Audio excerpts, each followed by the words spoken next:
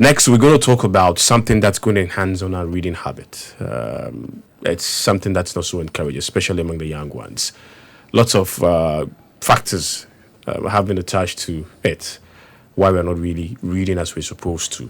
There's been a program launched yesterday at the Manchagbona to encourage us to read and read more. I guess you've joined us for us to talk about how best we can work on that bit. I have in the studio Adjoa Atakra, who is the Innovating Project Director, Education Development Center, and James Ankwanda,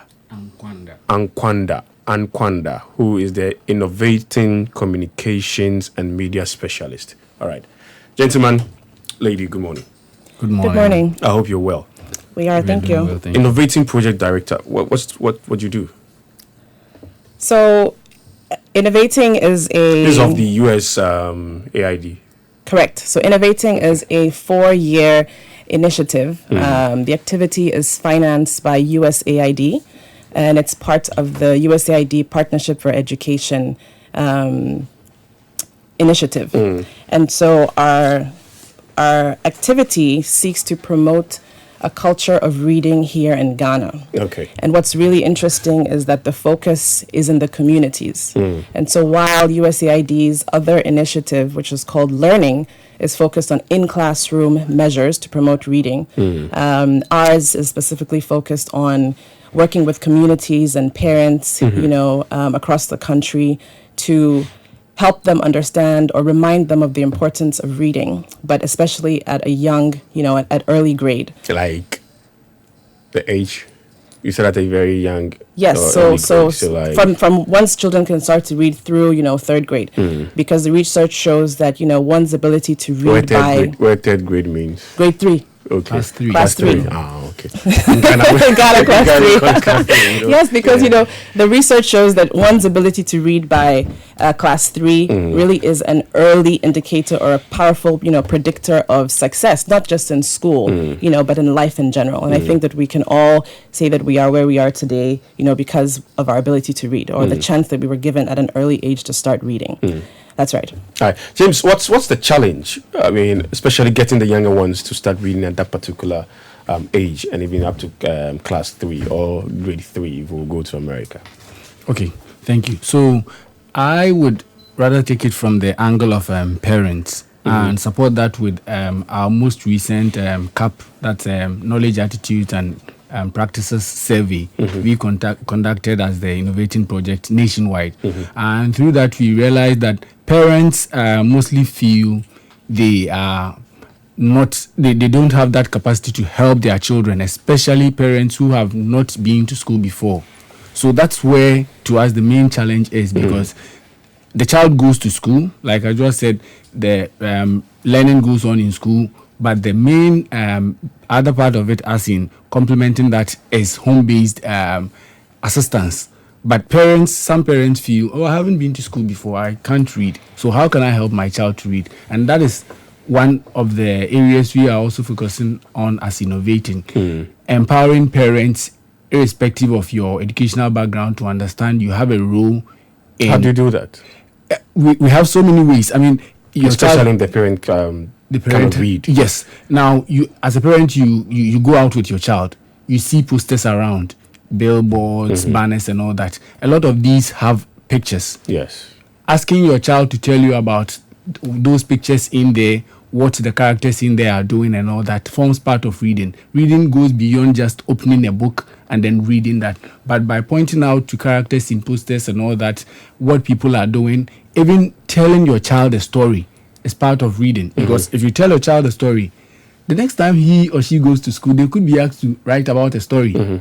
And that is part of the reading process. So it's a bigger or a longer continuum that goes beyond just opening a book, sitting down to read, or the parent reading to the child. So it could come from both ways. All right. And what role, again, will the schools also play in this? Adjoa. Right. So, I touched on this earlier, and I mentioned that USAID has another initiative, an activity called Learning. And they are focused on in-classroom instruction, working, with producing materials, and teacher training and activities such as those. But in terms of it's complementary, as James is explaining. Other initiatives are focused on that, but we are working with communities, and parents to help them understand the role that they should be playing. Giving them the awareness. But we realize that just providing awareness is not sufficient. We'd like community members and parents to move to action. So they should be doing more to support, their children in their communities, in their environments, to give them what is needed, enabling a conducive environment for their children to read and learn. Apart from the parents, who else in the community Everybody. can also help? Everybody. So we're talking about aunties, uncles, neighbors. We understand that, here in Ghana, we have different setups for families. So everybody and anybody should be joining this social movement, to help us spread the message, to remind people. James was just talking about the importance of oral, storytelling, which plays a significant role. And so we're really encouraging everybody to join the movement. I wanted to add to that. Okay, now James. we are also looking at existing community structures. So we are not going out to communities expecting to reinvent the wheel, but to go with existing community structures. Now we have school management committees. For instance, these are community members who have the development of children at heart. So going with them, community leaders, traditional leaders, and all that. There are some communities that even have their own committees in charge of helping children to read. So if we go to a community and realize they have these structures, it's just about going along with them or helping these communities to come up with something like that. Okay. Have you considered language? Yes, we have. And how are you going to resolve the issue when it comes to language? Yes, here in Ghana. Especially when you want to get the community involved and all that. And when we have our books mostly in English, and the billboards you talked about in English, and even if you tell your child or your daughter or your son a story and he or she goes to school, he's supposed to write in English. So how are you going to really work on that? Yeah, that's a very good question. The issue of language is one that everybody, and everybody is working on. The Ministry of Education, I think it's something that is being addressed and is very critical. There are many, languages here that we need to take into account. And then for our specific project, we'll be working in 14 of Ghana's official languages. 14? 11 official languages. English, that makes it 12, and then 2 more local languages. So we are doing all the 11 official local languages plus 2, and then English, making it 14 languages in all. So we're not specifically, promoting reading in language X or Y, because we understand that people speak different languages. We are putting the emphasis on reading. So whatever language the materials around us, are in, let's encourage our children to read in those. Okay. So any language at all, you just encourage the children to read in there. But some of them cannot even read their own from their own language. Yes, that's true. And so, if it's English, then they should start with English. Okay. Okay. So the launch was yesterday. That's right. At Manchagbuena. Yes. How did it go? It was excellent. I think it was very, very exciting. One, because we made the deliberate choice to bring the launch to the community, to the people. And so we picked Manchagbuena and Jamestown. And we decided to, organize it such that it wasn't the traditional launch. So we organized what we called a Innovating, reading village, where we actually had the VIPs. We were blessed to have the U.S. ambassador to Ghana, the USAID mission director, chief director from the Ministry of Education, and other dignitaries join us. And they actually sat, on a stage, but which was a living room, and actually read with children, because again, we're trying to portray, these good reading behaviors. And a family setting. Exactly, it was a family setting, and so the guests as well engaged in a role play where they also, got the opportunity to read with children. And then, that was followed by speeches and skits, poetry. Again, just emphasizing the importance of reading with children from an early grade. But it went very well, and we're very happy to have representation from the Jamestown community as well. Okay, so now that you've launched the whole program, what's next? So I guess, there are 2 main things. One, the project will be launching a nationwide social behavior change campaign. The same project. Yes. So, you'll very soon be hearing messages on the air to promote reading with children. You'll be seeing billboards. You'll be seeing other important information, being displayed about the country. But in addition to that constant reminder, we're also going to be issuing grants, which I think is also very important to communities, again, who can come up with innovating ways to promote reading. But here we're putting the emphasis on local solutions. So community A and Brongahafo may have their own idea of how they can support reading there. And that could be very different from, another community here in Accra or in Tamale, for example. And so we will be supporting these communities as they come up with innovative ways to promote reading in their own local communities. Okay. And have you also considered the availability of the books that they would need to read? Yes. Which kind of books? Yes. From where? You talked about local content, sort of, that you're really going to focus on and giving the grant. So what kind of books are you looking at? Yeah, so, we're one project out of many. USAID is one funder. And I know that, as I mentioned, the learning activity is producing and distributing books to communities nationwide. Okay. But again, that's one project. Other organizations are doing similar activities.